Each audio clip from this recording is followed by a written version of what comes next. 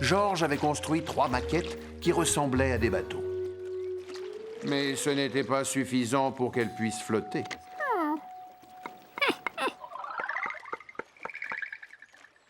Georges fit un autre essai en prenant une planche de bois. Waouh! Georges avait enfin trouvé ce qu'il cherchait depuis un moment.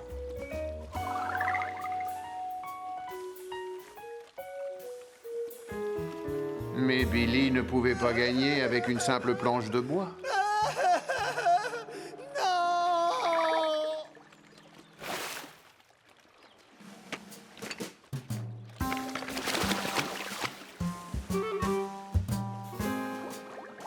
Comment allait-il réaliser sa maquette à partir de ces quelques pièces? En allant observer les autres bateaux naviguer sur l'eau. Comme par exemple un trimaran. Ou bien un bateau à vapeur. Ou encore un bateau à hélice.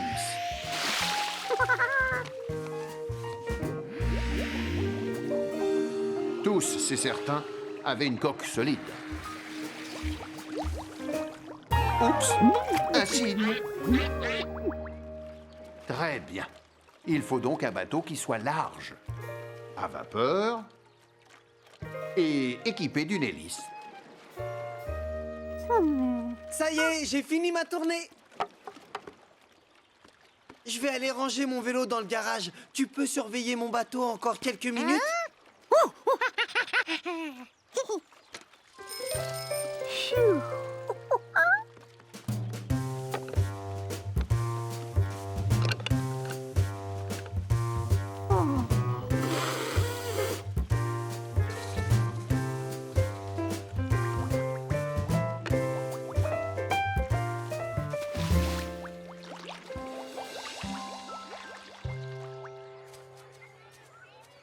Quand tu distribues les journaux, t'as intérêt à être ponctuel parce que les gens s'attendent à les recevoir tous les matins à la même heure. Merci d'avoir gardé mon bateau. Où est-il?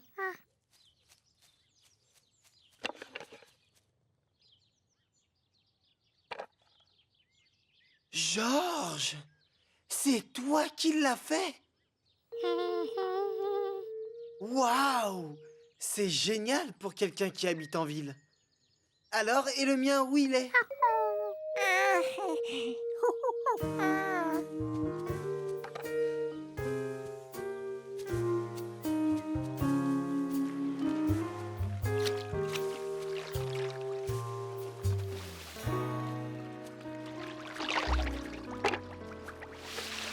Oh, super! Il manquait plus que ça.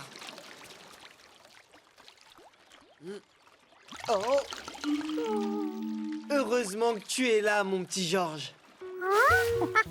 J'avais oublié de fermer les hublots comme un idiot. Merci de m'avoir prévenu. Je me le serais jamais pardonné s'il avait coulé pendant la course. Quand on pratique le modélisme, il faut faire attention aux moindres détails. Si on ne veut pas toucher le fond. Et maintenant, place à la compétition. Tu devrais participer au concours, toi aussi.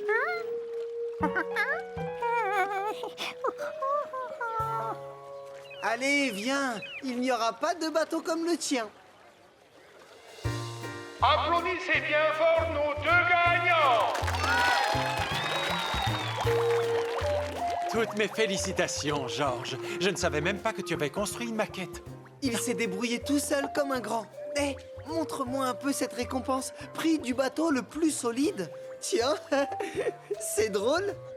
Ce n'est pas sa solidité qu'il faut récompenser, mais son originalité. Je vais aller trouver le jury pour lui demander qu'il lui remette le prix de l'ingéniosité.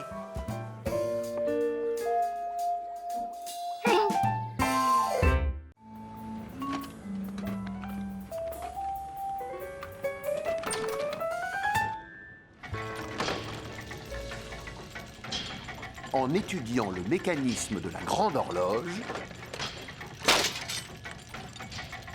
il allait essayer de remonter les pièces de la petite pendule.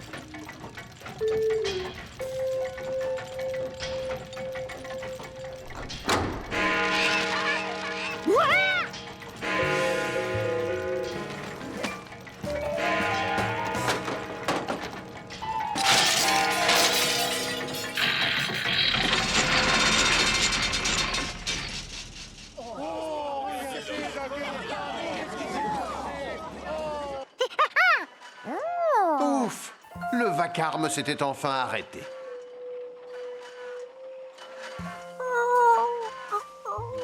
Il était temps pour lui de ranger ses affaires et de songer à rentrer. Jamais elle ne s'était arrêtée, jamais! L'horloge de la bibliothèque vient de s'arrêter. Eh bien, allons voir! Attends une minute, je vois pas ce que nous pouvons faire. Les pompiers doivent savoir faire face à toutes les situations.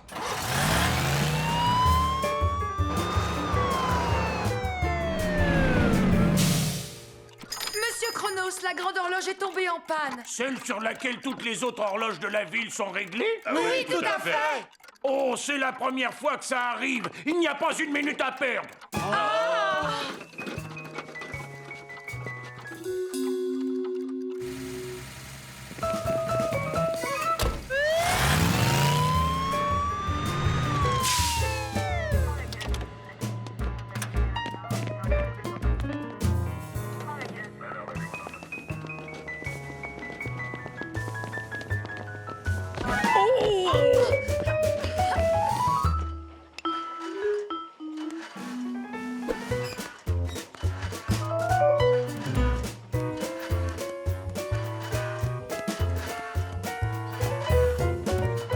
Ça y est, Georges avait récupéré tous les outils.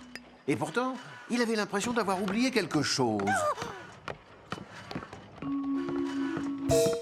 Quelqu'un approchait. Merci, mademoiselle. Laissez-nous seuls, j'ai besoin de l'ausculter.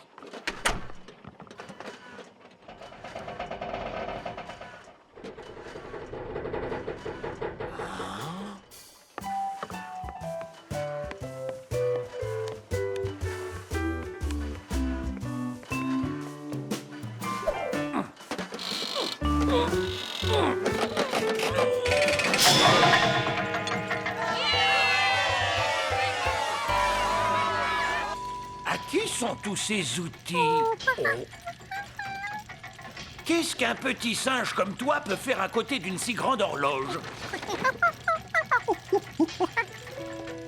Je parie que tu as besoin d'aide pour réparer ta pendule. Et voilà, cette pièce va là. Tu as vu? Ah, tu en as une belle pendule. C'est toi qui l'as faite? Je m'y connais en mécanisme d'horlogerie, mais je ne comprends rien du tout au langage de petits singes.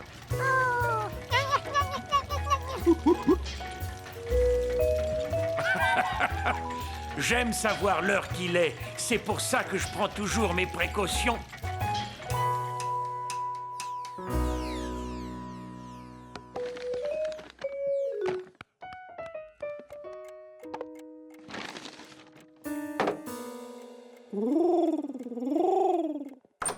Boussole? C'est toi qui l'as laissé entrer, Georges? Tu sais pourtant que je n'aime pas ça.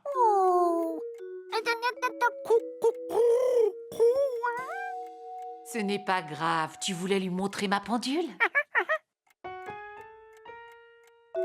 Eh bien, vas-y.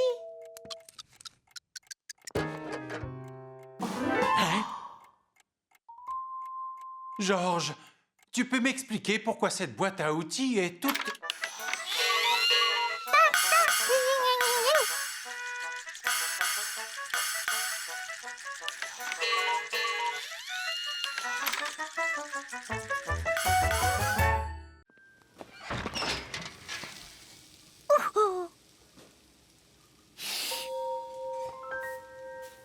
Le four à gâteau était encore plus surprenant que la marmite à ramollir. Oh, mamma mia! Si sali d'endure! Appréciez ma cuisine, toute la ville voudra venir déjeuner chez moi. Oh, oh, oh, oh, souhaitez-moi bonne chance! Georges essaya d'expliquer à Gnocchi ce que la marmite avait de si magique.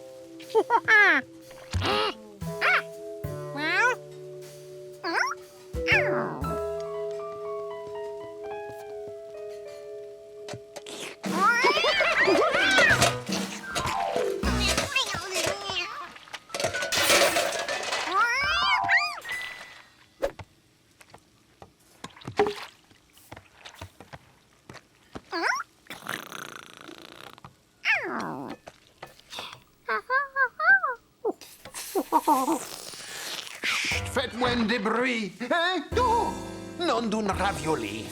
Quel chantier vous avez fait! Je ne peux pas lui servir une assiette de pâtes avec un petit singe assis dessus.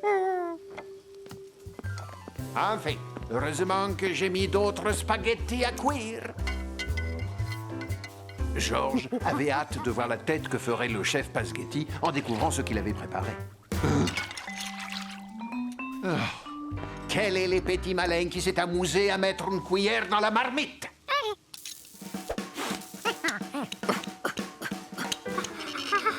Mais pourquoi la cuillère n'avait pas ramolli? Je n'ai pas trouvé une seule tomate cerise dans cette salade, contrairement à ce qui était indiqué sur le menu. Écoutez, non, surtout ne goûtez pas à cette... Oh! Ah, c'est franchement infect, mais ça sent très bon. Et elle avait raison. Plus les ingrédients mijotaient dans la marmite à ramollir, plus ils étaient parfumés. Que font ces animaux dans votre cuisine? Oh! C'est les singes qui a préparé cette soupe. Exquis. Mais j'ai pensé que vous la trouviez infecte. Elle est indigne d'un chef cuisinier, mais d'un petit singe. Wow! Donnez-moi la recette. C'est que... Ah, c'est inutile, je l'ai trouvée.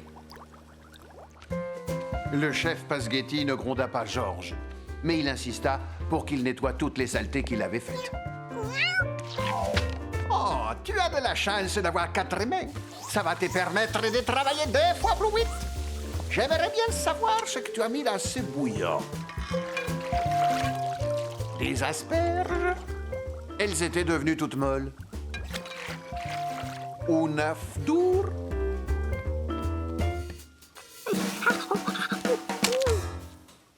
Mais l'œuf, au contraire, il avait durci. Un gros morceau de fromage. Et le fromage, lui, s'était transformé en pâte gluante. Il n'y avait donc aucune règle pour faire la cuisine.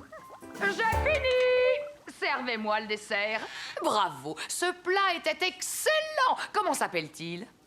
Ravioli à l'improviste et aux boulettes de viande. Je vous donne 4 étoiles, plus 1 pour la qualité du service. Quant au singe, il en aura 1 aussi. Oh, ma bonté me perdra. Attendez de goûter à mon dessert, c'est ma spécialité.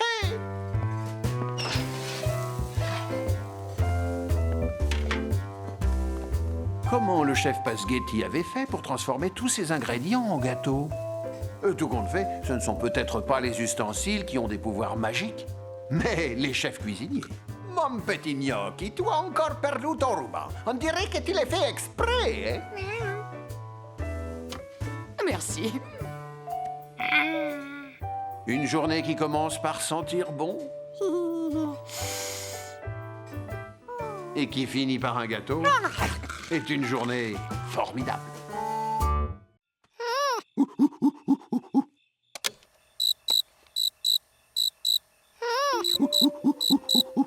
Oh, tu as enregistré le chant du grillon. C'est un petit insecte qui devait ressembler à ça, non? Des centaines de grillons qui chantent tous ensemble, ça peut être agréable et même reposant. Tu entends? Mais un seul dans une maison silencieuse est capable de vous rendre fou. Est-ce qu'il y en aurait un dans notre maison? À mon avis, il a hâte d'en sortir pour rentrer chez lui. Tiens, attrape-le et relâche-le dans la nature. Et il faut que tu saches que les grillons sont attirés par la lumière. Ça peut t'aider à le trouver.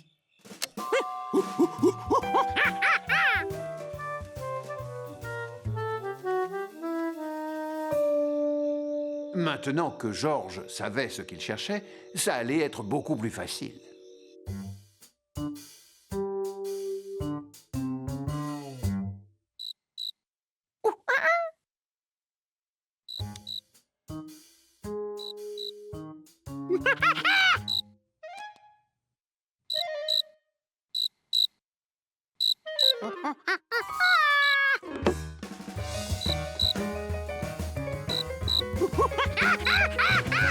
Un singe, c'est plus rapide qu'un grillon, surtout en patin à roulettes.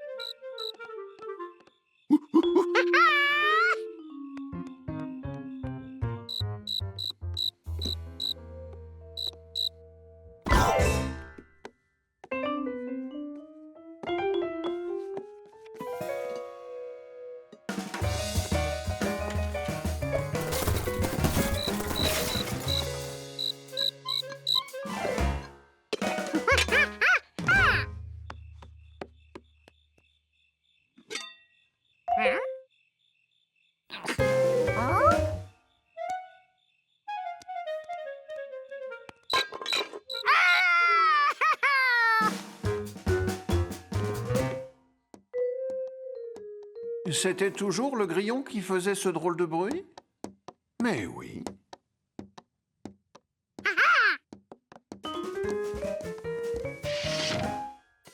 Avec la fenêtre fermée, il n'y avait aucun risque qu'il entre à nouveau dans la maison.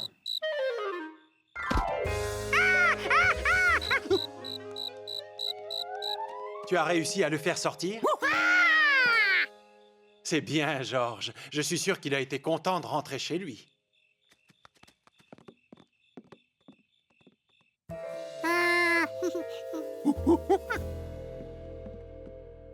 Wow, tu as eu du mal à le trouver, on dirait. Et si on remettait tout en ordre avant d'aller se coucher?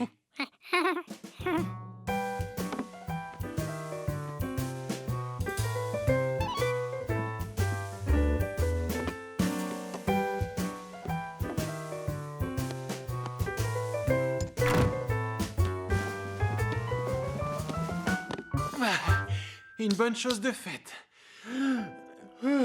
Bonne nuit, George.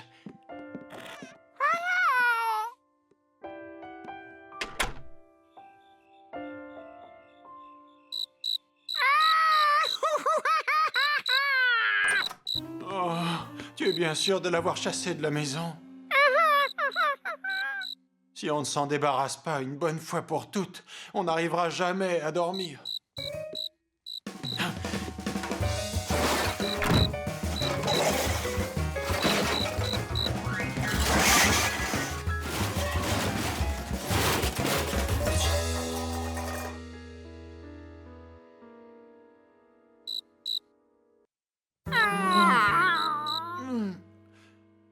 Oh, j'ai une idée. Ils n'avaient peut-être pas trouvé le grillon, mais ils avaient fini par trouver le sommeil.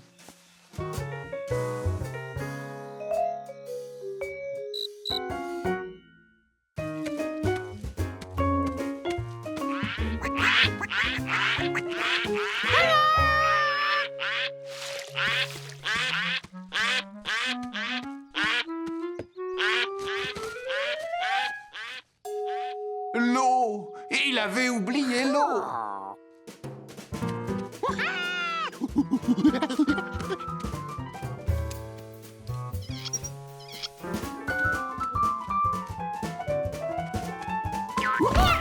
L'idée du tuyau d'arrosage était bonne, mais il était un peu court. Il n'était peut-être pas obligé d'aller jusqu'au bassin. Il pouvait le remplir de là où il était.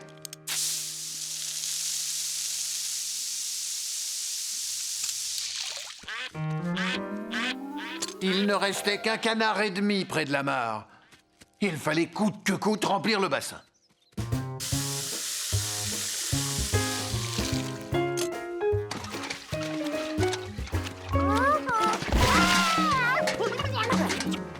Comment faire pour transporter de l'eau avec quelque chose de plus petit qu'un seau?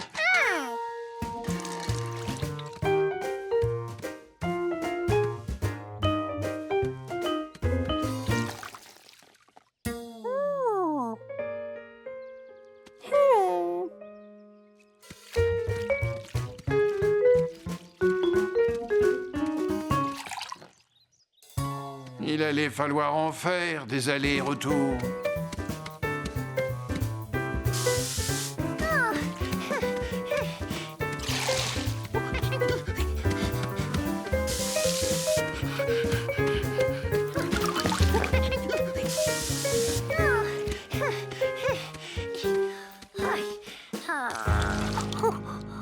Georges réalisa qu'il ne pourrait pas remplir le bassin. C'était fichu.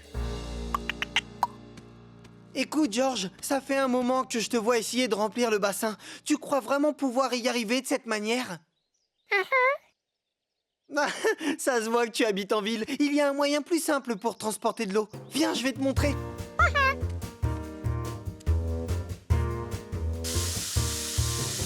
Pour qu'il ne soit pas trop lourd, tu ne le remplis qu'à moitié. Et pendant que je porte celui-ci, toi, tu remplis l'autre à moitié. Dans un incendie, c'est ce qu'on appelle faire la chaîne.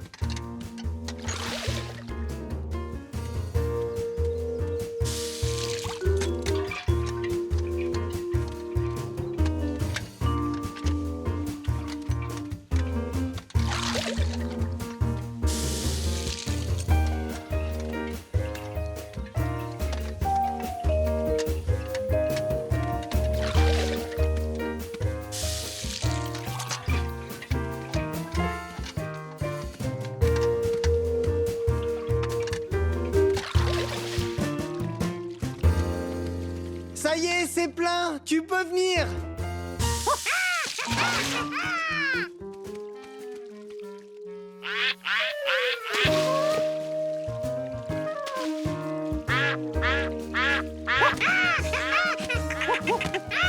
Georges avait eu une idée géniale.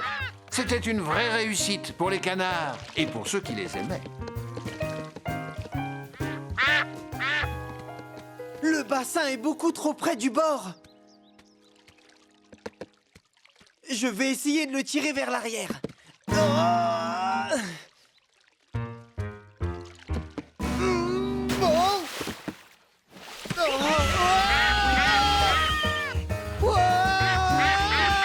Jumpy réalisa qu'il aurait mieux fait de rester dans son arbre. Dis donc, Georges, c'est toi qui fais tout ça. Oh, mais qu'est-ce que...